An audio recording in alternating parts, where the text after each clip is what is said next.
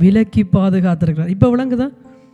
எல்லாரும் நினைக்கிற இவங்க அல்லேலூயா, இவங்க அல்லேலூயா, இவங்க அல்லேலூயாண்டு ஒரு மட்டமாக, ஒரு கேவலமாக, ஒரு தாங்களத பெரிய பரிசுத்தமான கடவுளை ஆராதிக்கிற மாதிரி. ஆமீன்.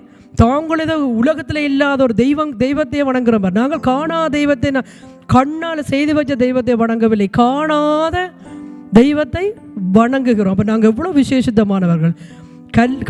கண்ணால் செய்யப்பட்ட எலியையும் பூனையும் வணங்குறோம் நாங்கள். சொல்லுங்கள். கையால் செய்யப்பட்ட நாயை வணங்குறோம் நாங்கள். ஆமீன்.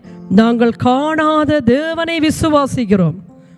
அப்போ நாங்கள் எவ்வளவு பாக்கியவான்கள், எவ்வளவு பாக்கியவான்கள். இந்த பூமியில் நாங்கள் எவ்வளவு பாக்கியவான்கள், எவ்வளவு ஒரு தெய்வத்தால் தெரிந்து கொள்ளப்பட்ட ஜனம். நாங்கள்லாம் கெத்தான் நடக்கணும். ஆமீன். அவங்க இல்லை. ஆமீன். நாங்கள்லாம் தலை நிமிர்ந்து அப்படி கம்பீரமான ராஜாவுக்கு பிள்ளைகள். நாங்கள் இயேசுவின் நாமத்தில் நாங்கள் ராஜாவுக்கு பிள்ளைகள். உண்மையாக எனக்கு அந்த